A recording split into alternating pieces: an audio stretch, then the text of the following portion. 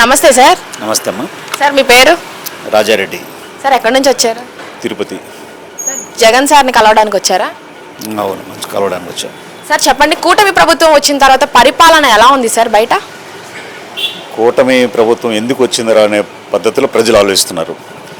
ఎందుకంటే ఈరోజు కేవలం పెన్షన్ సంబంధించి ఒక 1000 రూపాయలు పెంచడం తప్ప చంద్రబాబు నాయుడు ఇచ్చినటువంటి సూపర్ 6లో ఏ ఒక్కటి కూడా ఆయన ఈ పరిపాలనలో ఏది కానీ వీళ్ళ. ఎందుకంటే జగన్మోహన్ రెడ్డి గారు ఉన్నప్పుడు ఈ 7 నెలలు ఏమనుకుంటారంటే ప్రజలు, జగన్ గారు ఉండంటే ఈరోజు అమ్మఒడి కానీ, లేకపోతే బీసీలకు సంబంధించినటువంటి అనేక పథకాలు కానీ, అలాగే రైతులకు సంబంధించిన రైతు భరోసా కానీ, మిగతా అన్ని పథకాలు ఉండేటువంటి చెప్పిన ఆలోచిస్తున్నారు. ఇప్పుడుండేటువంటి ఈ ప్రభుత్వంలో ఏ మాత్రం జగన్మోహన్ రెడ్డి గారు ఇచ్చినటువంటి దాంట్లో 10% కూడా ప్రజలకు మేలు చేయలేదని చెప్పని ప్రజలు ఆలోచిస్తున్నారు.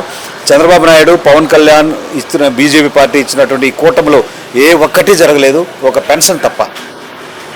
సార్ ఇప్పుడు గవర్నమెంట్ ఉద్యోగస్తులకి 1 తారీఖున జీతాలు పడతాయి అన్నారు కదా, ఇప్పటికీ ఇవాళ 9వ తేదీ వచ్చింది, ఇప్పటికీ జీతాలు పడకపోవడానికి కారణం ఏంటి సార్?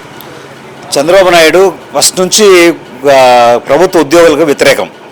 ఎందుకంటే ప్రభుత్వ ఉద్యోగులకు జీతాలు ఇచ్చడంలో కానీ, ప్రభుత్వ ఉద్యోగులకు పెన్షన్ ఇవ్వడంలో కానీ, లేకపోతే ప్రభుత్వ ఉద్యోగులుగా తీసుకోవడంలో కానీ పర్మనెంట్ ఉద్యోగులు ఎప్పుడూ చేయట్లే. ఎందుకంటే 1991 సంవత్సరంలో ఇచ్చినటువంటి పివి నరసింహ గారు ప్రైమ్ మినిస్టర్గా ఉన్నప్పుడు, మన్మోహన్ సింగ్ గారు ఆర్థిక శాఖ మంత్రిగా ఉన్నప్పుడు ఇచ్చినటువంటి ఎల్పీజీ ఏదైతే లిబరేషన్, ప్రైవేటైజేషన్, గ్లోబలైజేషన్ వచ్చిందో అప్పటి నుంచి చంద్రబాబు నాయుడు దాన్ని దృష్టిలో పెట్టుకొని ఏ ఉద్యోగం యూనివర్సిటీలో కానీ, స్కూళ్ళలో కానీ, కాలేజీలో కానీ ఏ ఉద్యోగం కానీ పర్మనెంట్ చేసిన పరిస్థితి లేదు.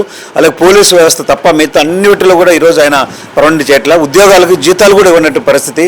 ఆ ఉద్యోగాలు గతంలో కూడా చంద్రబాబు నాయుడు జగన్మోహన్ రెడ్డి గారు ఉన్నప్పుడు ప్రతి 1వ తేదీ నుంచి 5వ తేదీ వరకు ప్రతి ఒక్కరికి ఉద్యోగాలకి జీతాలు ఇచ్చేటివారు.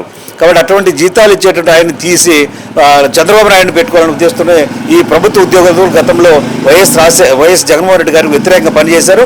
ఈరోజు వాళ్ళు అనుభవిస్తున్నారు. సార్ వాలంటీర్లని ఇంకా మేము కొనసాగించము అని నారా లోకేష్ గారు అన్నారు కదా, మన ఎన్నికల సమయంలో ఏమో 5,000 నుంచి 10,000 వరకు వాళ్ళకి జీతాలు ఇచ్చి మేము కొనసాగిస్తాము అని చెప్పి అన్నారు కదా, మరి ఇప్పుడేమో కొనసాగించలేము అంటున్నారు. దాని గురించి మీరు ఏం చెప్పాలనుకుంటున్నారు? చంద్రబాబు నాయుడు ఆయన ప్రతిపక్షంలో ఉన్నప్పుడు ఏం చెప్పారంటే, ఉగాది పండుగ సందర్భంగా ఒకటి మంచి మీకు వాలంటీర్లకి మంచి కానుక ఇస్తానని చెప్పడం జరిగింది. అదేంటంటే 10,000 రూపాయలు పెంచుతామని చెప్పాడు. వాలంటీర్ వ్యవస్థను కంటిన్యూ చేస్తూ 10,000 రూపాయలు పెంచుతామని చెప్పన్నారు. దాన్ని నమ్మినటువంటి కొంతమంది అప్పుడు రాజీనామా చేయలేం. కానీ దానికి నిరసనగా ఇట్లాంటి చంద్రబాబు నాయుడు చాలామంది చూసాము. ఇటువంటి చాలా చేస్తారని చెప్పి చాలామంది దాదాపు 120,000 మంది పైగా రాజీనామా చేసి ఈ ముఖ్యంగా మళ్ళా జగన్మోహన్ రెడ్డి గారు ముఖ్యమంత్రి కావాలని చెప్పని పెద్ద ఎత్తున వాళ్ళందరూ కూడా ఆ రోజున గవర్నమెంట్కి అంటే ఈ జగన్మోహన్ రెడ్డి గారు వైసీపీకి అనుకూలంగా పనిచేసినారు. కానీ ఈరోజు అటువంటి వాళ్ళు ఎవరైతే దాని అనుకూలంగా ఉన్నట్టు వాళ్ళు రాజీనామా చేయకుండా తను నమ్మినట్టు వాళ్ళు ఉంటారో వాళ్ళు కూడా గొంతుకొస్తారు. ఎందుకంటే వాలంటీర్ వ్యవస్థ అనేది తీసేసి ఈరోజు ప్రభుత్వ ఉద్యోగులు ఉన్నటువంటి సచివాలయ ఉద్యోగస్తులకి వాళ్ళైతే గతంలో 58 తిరిగేవాళ్ళు, ఈరోజు సచివాలయ ఉద్యోగులు ఉండేటువంటి ఎంఏ, బీఈడీలు, ఎంపీలు, పీహెచ్డీలు చేసినటువంటి ఎవరైతే ఉన్నారో, బీటెక్ చేసినట్టు వాళ్ళు ఎవరైతే ఉన్నారో, ఉద్యోగాలు వదిలి సచివాలయ ఉద్యోగాలకు ప్రభుత్వ ఉద్యోగం చెప్పిన వచ్చినటువంటి వాళ్ళని ఈరోజు ఇంటింటికి 300 ఇంటికి ఒక సచివాలయ ఉద్యోగులు పెట్టుకొని తిరిగి వాళ్ళకు అనేకమైన వాళ్ళ ముఖ్యంగా సచివాలయ ఉద్యోగం కాదు వాలంటీర్ కన్నా అధ్వానంగా తయారు చేసినటువంటి చరిత్ర చంద్రబాబు నాయుడుకు ఉంది. వాలంటీర్లు ఇప్పటికైనా కళ్ళు తెరవాలి. జగన్మోహన్ రెడ్డి గారు వస్తే మళ్ళీ మీరు వాలంటీర్గా వస్తారు.